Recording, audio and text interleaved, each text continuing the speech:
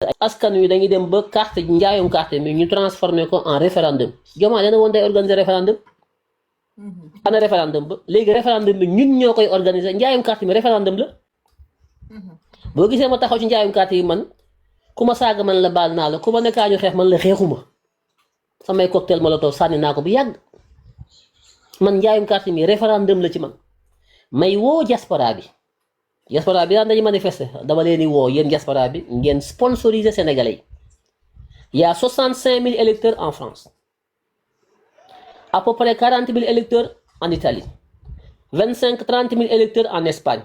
ñetti dëkk yooyu donc laa jëluma Portugal jëluma Suisse jëluma ñenn ñetti dëkk yooyu donc laa wax parce que j'ai les chiffres France Espagne Italie sénégalais yëpp boo leen boolee daanaka da ngeen mat 150 000 électeurs wala da ngeen ko jege 120 000 électeurs yéen ñi nekk ci diaspora bi di 120 000 électeurs bu ci kenn ku ci nekk dugalee 5 électeurs ba 10 électeurs au Sénégal nga jël sa téléphone say mbokk say xarit ak say am du njàmb ak say groupe WhatsApp nga pousse leen sponsoriser leen ba nga dem jëndi carte 1000 francs loolu mooy manifestation loolu mooy xeex loolu mooy référendum parce que élection locale yi diaspora bi du voté ñun voté wuñu Sénégal ñooy voté ñun voté wuñu mais nag mën nañoo faire voter comme duñu voté nañu fexe ba nit ñi voté nañu fexe ba wax ak sénégalais yi sponsoriser sénégalais yi pousse sénégalais yi pour sénégalais yi mën a jëndi seeni carte passée dem inscrire ci liste électorale yi bu ñu ubbee révision des listes ñu mën a voté ji parce que révision normale moo waroon a am début février mais comme révision normale début février amul kon révision exceptionnelle mooy am parce que dañu nekk ci année électorale kon élection dafay am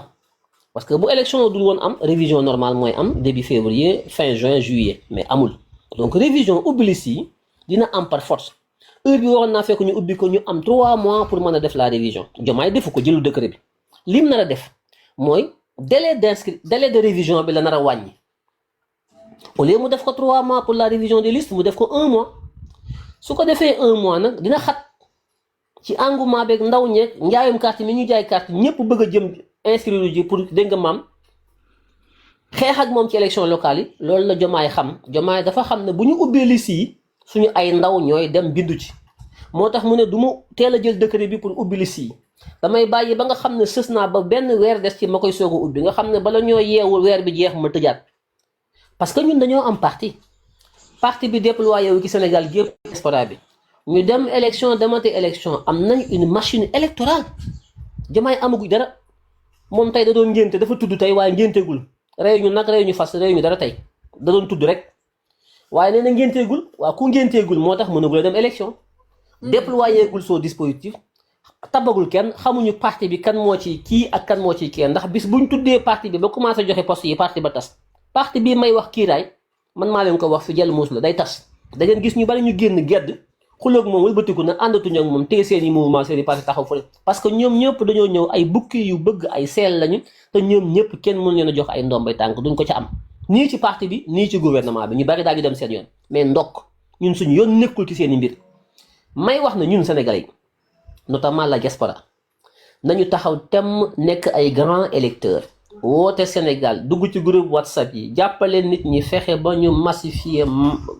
parti bi fexe ba ñu bu ñu ubbee liste yi ñoom ñëpp ñu préparé wu parce que carte d'identité yi nga xam ne moo nekk validité mooy valide ba léegi nii normalement léegi mu jeex 2027 lay jeex parce que c'était des pièces d'identité de 2017 sur 10 ans kenn ku ci nekk na nga xool sa carte d'identité ci groupe WhatsApp yi bàyyi fa ay audio groupe WhatsApp famille yeeg groupe WhatsApp kenn ku nekk xool leen seen carte d'identité yi ngeen xool date d'expiration yi yéen waa diaspora bi ngeen xool seen bos ku ci dem vacances on est en été ñu bari ñu ngi dem Sénégal bu ngeen demee ngeen profito Sénégal dem defaraale seen carte d'identité ngeen renouveler ko parce que day jeex début bii day jeex en 2027 bu ngeen demee Sénégal ngeen ut occasion renouveler seen carte d'identité yi pour 10 ans c'est important nga xam ne bu ñu ubbee liste électorale yi du ngeen fa nekk naan sama carte d'identité jeex na dama koy uti ba noppi soog a ñëw pour dem inscrire parce que dafay xat donte ñun duñu voté mais ngeen profité ci pour def la mise à jour am seen carte d'identité loolu mooy xeex bi loolu mooy manifestation bi loolu mooy anticipation bi nekk à jour am benn mécanique boo xam ne day mel ni horloge suisse ñuy anticiper les événements xam fi ñu jëm daas fanaanal préparé wu loolu la ñu soxla fi ñu toll nii kon réforme yi loo xam ne lu mënta ñàkk la lu ñu diggaaleeg askan wi nga xam ne bu ñu ko deful askan wi daañu ko laaj yéen a ñu waxoon da ngeen di encadrer les fonds spéciaux yéen a ñu waxoon da ngeen di parfaire la déclaration de patrimoine à l'entrée comme à la sortie waaw lu leen ko tey def te yéen a nekk ci assemblée bi moo tax ñu war koo def te ñu ngi koy def pour wàccoo ak askan wi ñun nag suñu wareef lañu mooy loi bi moo ñu ne mën nañoo voter ay loi constitution bi moo ne yéen mën ngeen voter ay loi d'ailleurs ñun dong ñoo ko mën Diomaye mënut a voter loi justice bi mënut a voter loi kenn mënut a voter loi ku dul député yi te ñoo ca am majorité kon ñun ñoo am responsabilité li ñu duggaale ak askan ñu def ko daañu ko def incha allahu rabbi bu ñu ko defee ba noppi nag daañu ko jébbal Diomaye ndax yoon a ko wax mu joxe ci xalaatam bu ci amul xalaat mu promulgué ko su ko bëggut a promulgué mu yóbbu ko conseil constitutionnel wax ci xalaatam lu mu ci def ñu ngi taxaw di xaar comme loi bu njëkk ba rek lu ñu ci def rek su boobaa ñun daañu génn communiquer ak askan wi wax ak askan wi ndax ñun du Diomaye mooy suñu interlocuteur du conseil constitutionnel mooy suñu interlocuteur du kenn ku dul askanu Sénégal moo ñu ñor ñoo ñu yónni te yàkkamtuñu ñoom kott la ñuy waxal te li ñuy def yëpp ñoom dong lañ koy defal defaluñ ko kenn tant que ñi ngi am adhésion ak askan wi ànd ak ñun ñu ànd ak askan wi bu soobee yàlla li ñu bëgg dinañ ko am lii mooy li nga xam ne man rafetlu naa ko bu baax a baax ci député yi di leen féliciter les députés di leen encourager di leen wax ne nañu gën a nasu nekk benn ñoom ñëpp ànd parce que assemblée nationale du kuréel bu ñàkk doole du kuréel bu néew doole kuréel bu am doole la boo xam ne loi de finance bi nga xam ne fa lañ ko war a voter jubbanti budget bi muy la loi de finance yóbbu nañ ko assemblée déposer ko fa sauf que bañ koy déposer lettre bi moo ñëw ak décret bi mais projet de loi bi ñëwul lu tax parce que depuis Senghor ba léegi dañoo aadawoo bu ñu yóbbu loi de finance assemblée moo xam initiale wala rectificative duñu ko distribuer député yi dañ koy leen koy nëbb ba dernier moment ñu génne ko en commission coow li bari député yi duñu comprendre parce que amuñu temps éplucher la loi xool ko ba mën ci poser ay questions def ci ay amendements parce que booba l'exécutif daf doon ñëw ànd avec le législatif mu nekk une double majorité homogène ba nga xam ne le contrôle de l'action du gouvernement de législatif daawuñu ko jouer nous sommes à un tournant décisif li xew nii am na ñu mu naqari ñu bari mais c'est une formidable évolution de l'histoire politique et démocratique du Sénégal li Diomaye créé njëriñu Sénégal la à la limite boo koy xool ndax scission bi mu créé diviser Pastef dem génn am ñu mu àndal ñun ñu taxaw yoo suñu majorité nous sommes en train d'expérimenter xam nga une démocratie majeure du Sénégal mooy aujourd'hui parlement bi dafa nekk di reprendre ses prérogatives dafa nekk di jëlaat ay sañ-sañam mooy le contrôle de l'action du gouvernement l'évaluation des politiques publiques yooyu moo tax ñu taxawal les commissions d'enquête parlementaire y en a 5 ou 6 xaw ma ndax dinañ ci ñëw ou pas kon tey Ousmane Sonko dafa dekkal assemblée nationale daf ko dundal dafa indiwaat assemblée nationale boo xam ne moom la fi Mamadou Dia bàyyi woon Senghor rendi ko tër rendi xattit assemblée bi fi Mamadou Dia bàyyi woon ba Senghor rendi ko ba tëj Mamadou Dia assemblée ba dafa dee woon booba jamono ba mi ngi soog a dundaat tey mooy assemblée nationale buy exercer ses pleins pouvoirs sans pression du président de la République sans aucune pression les députés ont recouvré plutôt leur liberté de ton parce que président yi fi jaar yëpp dañ daan yor ay fonds politiques bu ñu bëggee faire passer une loi à l'Assemblée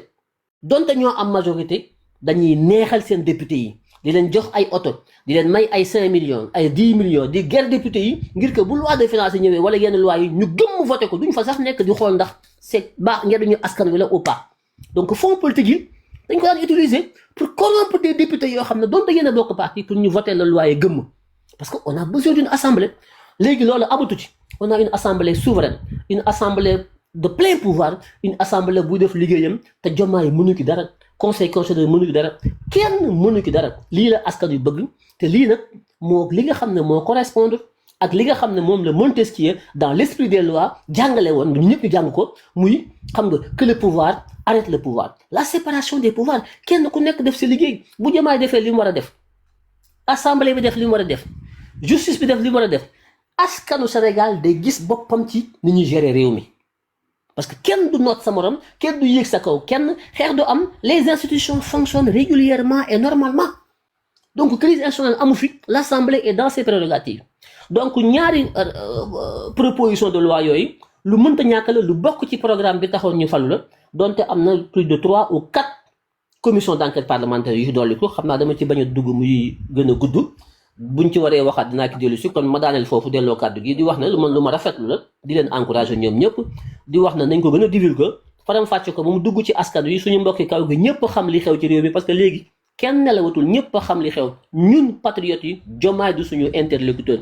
kiiraay ak kiirlaay ak muuraay ak curaay ci yem ñun askanu Sénégal la ñuy waxal waxuñoo Diomaye taluñu leen sax ma delloo kàddu gi maa ngi leen di ziar